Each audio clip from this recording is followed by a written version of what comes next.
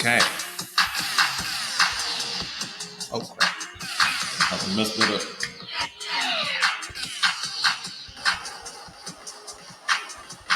Ooh. There we go. All right. Make sure I'm right. Get my stuff on. Okay, let me turn it down. Let me turn it down real quick. All right. We back at it. We back at it once again. Welcome back, world. How y'all feeling? Make sure y'all can hear me. I have a story to tell you about my computer, but I'll get to that later. But let's get to the intros. Eric T, this is Dissect the Dialogue. If y'all are not new, welcome back. If you are new, like, comment, subscribe, all that good stuff.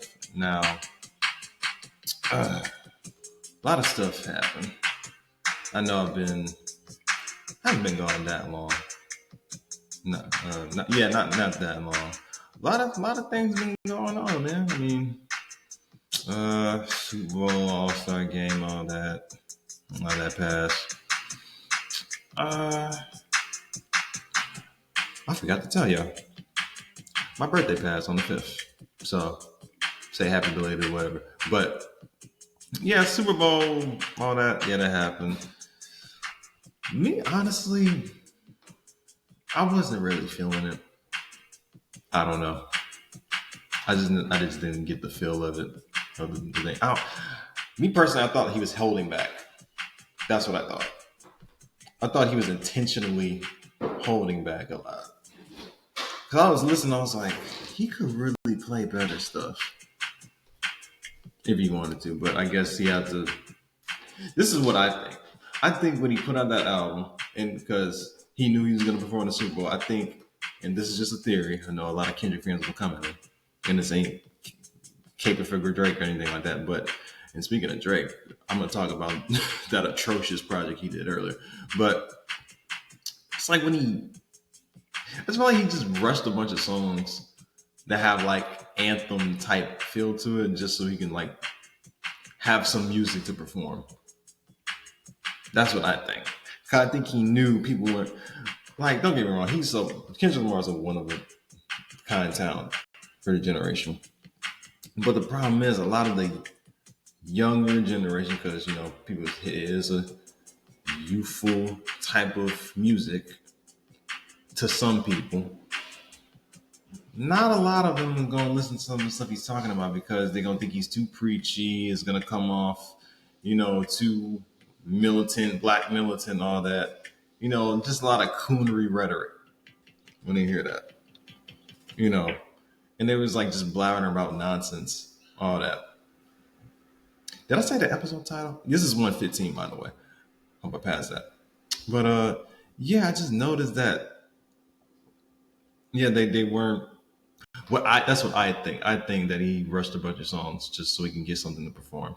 Because he performed like a few years ago. So, but I was like, nah, he could have did like the Weeknd, bring back some old stuff and then come back.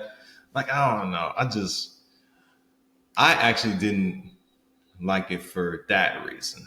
Now with the covert Klansmen people, I think some of that might have been scripted, but I wouldn't be surprised if they was finding whatever reason to, not like anyone performing that was rapping on there. But I digress. But no, it really kind of frustrated me. Like a lot of these kids be on social media. I just feel weird saying kids because every time I think of kids, I think of Gen Z.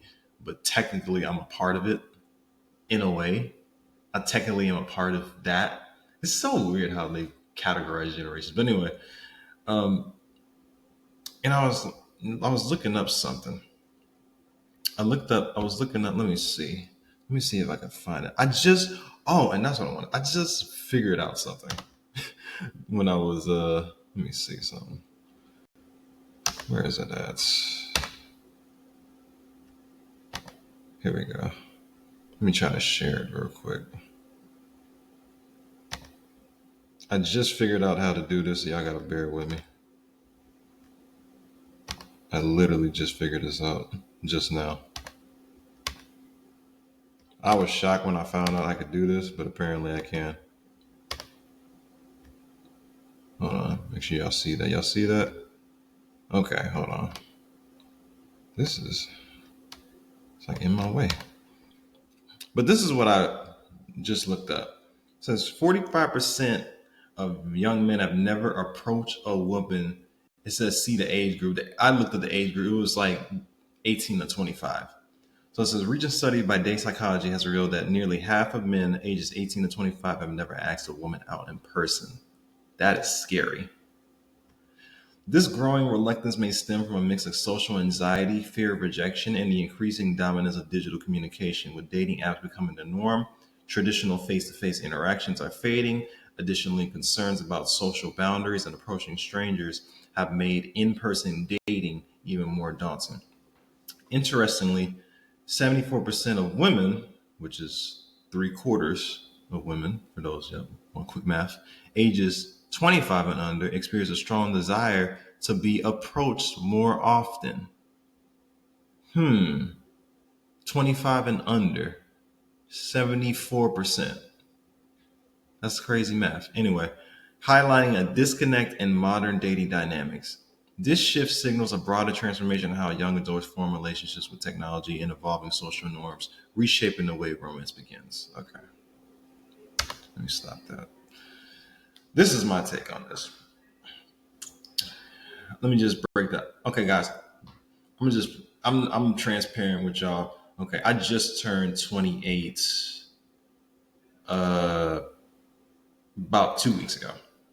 Okay, I don't feel like it. I don't look like it, but I'm knocking to the dirty door. Maybe not quick, but anyway, I think around my age range, because I was born like at the start of like Gen Z, but I still have like a millennial like sprinkle to me in a way. Even though I don't want to put myself in a box, but I still some stuff that millennials talk about I can relate to.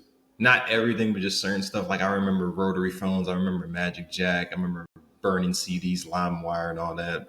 Blockbuster Hollywood Video. I remember actually watching stuff on VHS tapes. All that. I remember DVD players. Like those actually existed when I was growing up. I remember this basically when the internet and like social media was just coming up. I was there when it started. Like I actually saw like MySpace and Napster and all these different things start to create. Like Netflix wasn't Netflix as it is now. It used to be a DVD rental company. Same thing with Hulu. Hulu used to watch free TV shows, and that was like that was their thing. Now all of a sudden they're making TV shows, and now you're paying 99 to watch something you could watch really for free technically. But that's off topic. I find that statistic really baffling. Y'all saw that, right? It said nearly half of men, right? So there's just one out of two men, one of them, you know, never went up to a woman and said, "Hey, you want to date?" I think that's scary because I'm still part of that, like that last group of people that actually, you know, was taught to go up to a woman, even if you get rejected or not, whatever, and just shoot shot. Like I was a part of the shoot your shot for real, shoot your shot era. Like I was a part of that. You know, most of the times you're gonna get rejected, but if you get like a maybe, I mean, it was something. These, I don't know. I'll say what it is. I don't know, just this dumb programming that's happening right now. Because, like I said, I'm past that age group, so I'm like in another age group. But I guess I'm still can kind of relate to it in a way. Yeah, like I said, I've done both. I've actually asked women to go out certain things, and then vice versa. I did it via social media or whatever. I've done both. But I think when you don't have a good medium, like a good balance, it's like you start to become, disconnected with human interaction. I mean, you see how people act nowadays now. It's like people don't even want to talk to nobody no more. Everybody thinks they have like a ulterior motive, or like they think they're out to get them sometimes. I'm like, y'all be on your phones too much. But I think like, and you got to think about it too, like 18 to 25, that's like the beginning of like young adulthood. And there's half of them are scared to ask a woman out. But can you really blame them?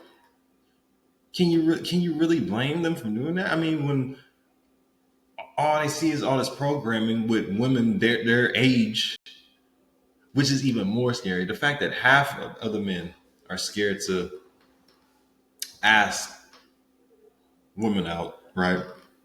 But damn near every woman in that same age group wants them to come to them.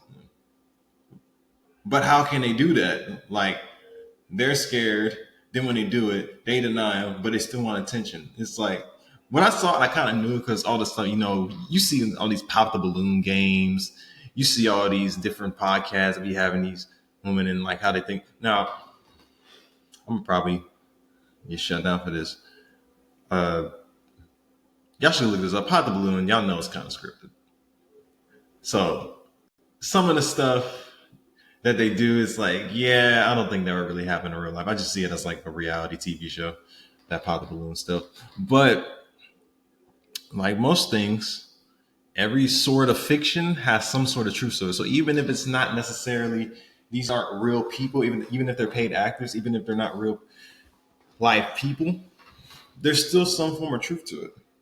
Like, you still have certain women in that age range that still think they want, the whole cake, and don't want, to share it with anybody. They they could be working at, they be acting like they're, America's Next Top Model, but they be working at McDonald's and making like peanuts over there, but they expect like some random man the same age as them to have the resources, accessibilities that their great uncle or grandfather had. And I blame social media. I mean, I always say this about social media. Like I said, I grew up with it, so I don't knock it per se. I think it could be used as a tool for the net. I'm gonna stumble on my words. I'm about to say negotiating, networking is the word. Yeah, networking, being creative, business and all that. But sometimes it could be used to negative. It's like you watch it too much, it almost kind of shifts, like gives you a false reality on what you think certain things are. You got men thinking they ain't worth nothing unless they have this type of car, this amount of money in their bank account, this type of job. And you got women thinking that no matter what they do, a man has to kiss their ass, which neither one is true. Neither one is true. And it kind of blocks, I see it as like a way of, be honest, kind of like a population control. Because now you got these same women talking about, oh, I can go to a sperm bank and, pop one out, which is not knocking it per se, but the thought that goes, I'm not knocking that part. I mean, sperm banks are great to have, but just the thought process of you deliberately doing it. Like, I think I heard some chicks saying that they were going to deliberately go to a bank and then just put one because they would rather. It's like they would rather choose to struggle by themselves to admit they need a man's help. Like, work didn't used to be like that. Men and women didn't used to war with one another over petty stuff. We didn't, speaking of, we don't even go to really wars no more. So all this nonsense is just, I see it as like a form of really population control in a way. It's like psychological warfare. It's like, okay, in order to, lower the birth rates, instead of letting poor people send their kids to war, let's make them not want to produce. That's just my theory. That's just a theory I have. I could be wrong though. Now, I have an interesting take too. Like, are we programmed gender roles in childhood? Because I always, you always hear some people ask questions, oh, what do you bring to the table? This, that, and the third, all that. But this is what my take on it is when it comes to that. especially when certain women say like, well, like for example, men ask certain women like, "Can you make a meal? Can you do this?" And then out of nowhere, women will say like, "Well, can you build a house like which has no, which is not even a good comparison in any stretch of the imagination whatsoever." I don't know how you get cooking from creating infrastructure by hand. I don't know where you get those two mixed up for it, but this is what I think happened. Take it back to when you're a kid and you start playing toys, right? When women start playing with toys, when they're little girls and they start playing toys, what are the toys they usually get? Easy bake ovens, Barbie and Ken, playhouses, right? Even little baby dolls. They brush its hair, they dress it, they feed it, they clothe it, right? They they're programmed to think that they're programmed to what they're gonna be in adulthood. What little girl, I mean, they do all this as like a form of, okay, this is what is considered normal. I guess this is how you do this without even knowing. They just see it, like I said, Barbie Ken, Playhouse, all this. It's like instilled in them, right? When boys start playing with toys, what we get? GI Joe, action wrestling action figures, Rock'em Sock'em, with the no expression on the face. So what are you programming in the boy's mind?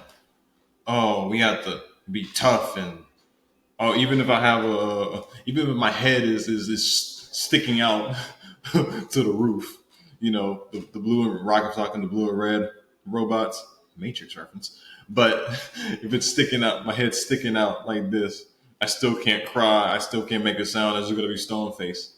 So that tells me that no matter what men do, we just gotta still remain a tough exterior. Nothing dealing with, nurturing. Nothing dealing with, kind of softness, tenderness. Everything's always rough and, grimy and all this. I say that to say this. We know because people want to act like, oh, well, there's no gender roles or whatever. But I think people want to make their own gender roles when it's convenient to them. Like, for example, you ever notice like how when like young couples, right? When couples first have a child, why do the women expect the man to know how to do everything like change a diaper and feed a baby? Wouldn't the woman technically know how to do it first because they've been programmed to do it since they were a kid?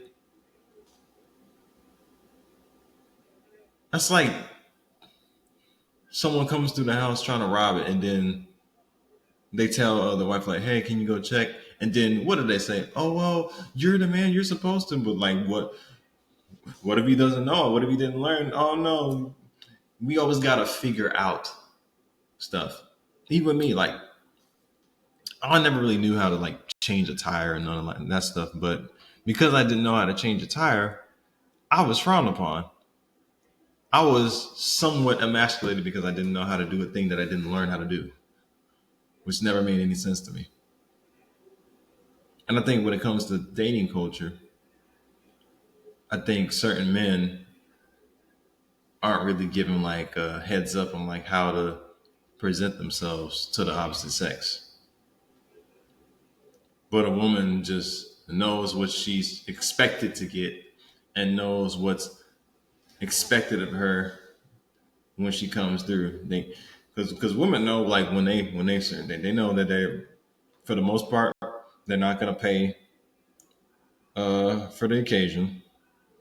Even if they have the money, they're not gonna pay for the occasion. Uh, there's a slim chance that they even are gonna see this person again, maybe once or twice. Most times when they get into a certain uh, section or a certain get together club or whatever, it's usually free, depending on how they look. So right there, the whole inherent value comes into play to where it's like, oh, my good looks can get me anywhere, and it matters to them until it doesn't. Then when they start aging and all that, then that's when their pseudo feminism starts kicking in. They like to call it soft girl era. Now all of a sudden they want to be all nice and sweet and calm, and like they start trying to run back to the dude that they curved in high school or whatever. That's when like kind of just goes downhill. But I always maybe wonder like that, like just seeing that is like kind of scary though, because like I said, you don't really, you can't really connect with a person really. Like I said, I can't really speak on it because I don't. I like I said, I've done it in person and I've done it, with apps. I've tried dating apps. I've done it before, all that. But I would say because I've done it in person before, I understand the difference per se. And a lot of times, I don't know, people, like I said before, people just don't know how to talk to one another, especially with the opposite sex. Like, people just think it's all just, everything's one note. Certain men don't think a woman understands them, but a woman wants a man to understand everything she has going on. It's like it's a huge disconnect, very huge disconnect that I've been noticing. But that is scary. It's that half of men are scared. No, never, not scared, but never asked out a woman in person. 18 to 25. But majority of the woman wants to be asked out. Somebody lying.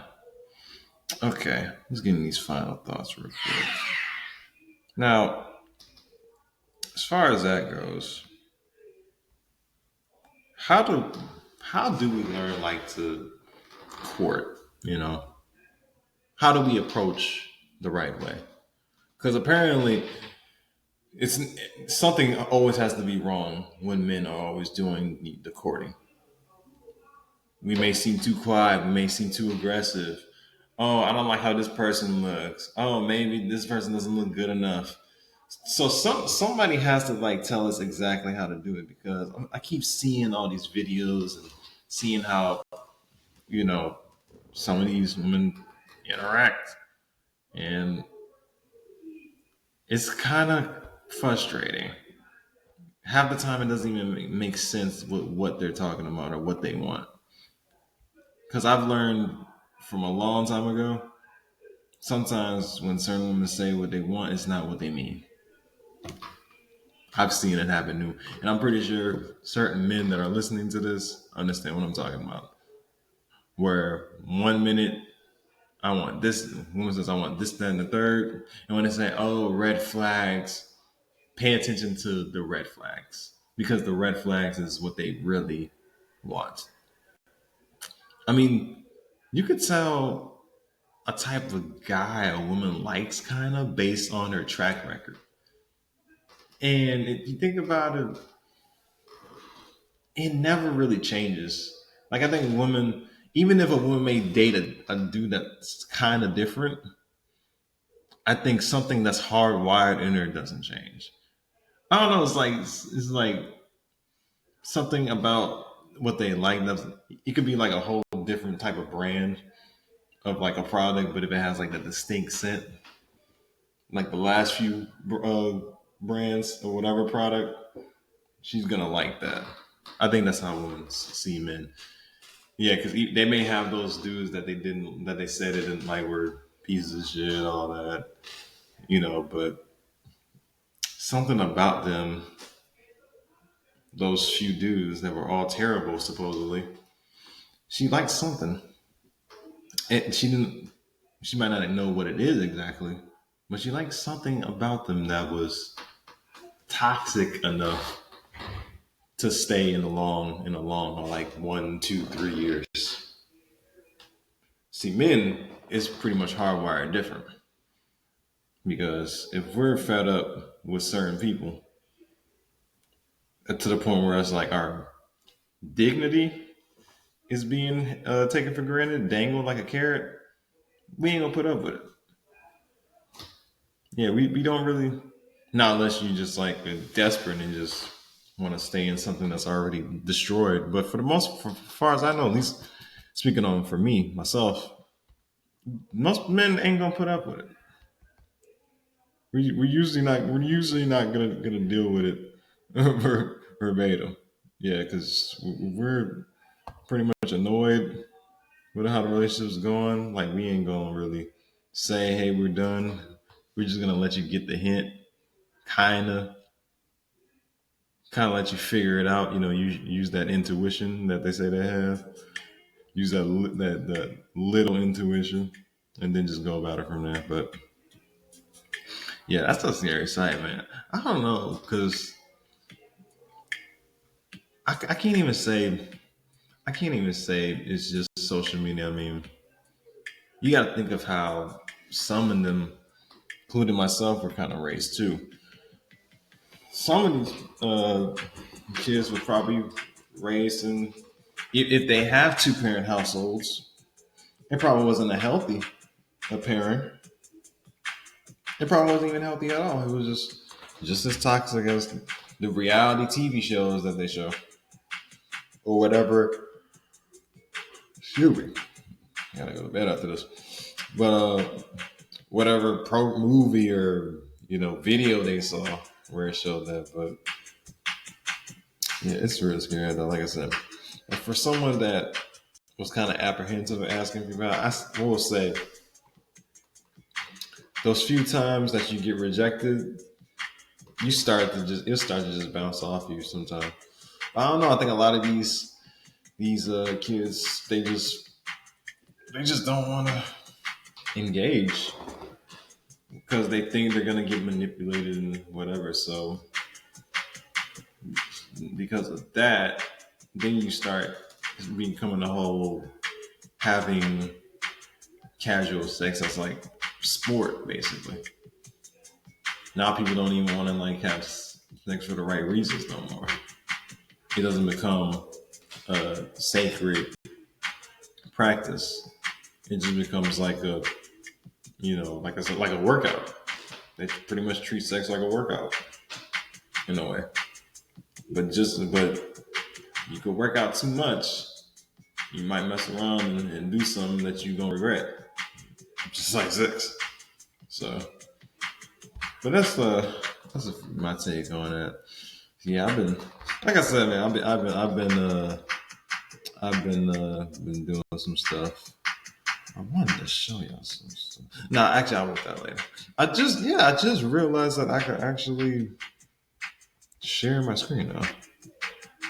I guess it's just like a new thing, or maybe I haven't been noticing it. But yeah, so yeah, because I've been noticing I gotta like start like putting up some videos and stuff. Start doing more actual, so y'all see the content and you actually hear it. So I gotta start doing that more.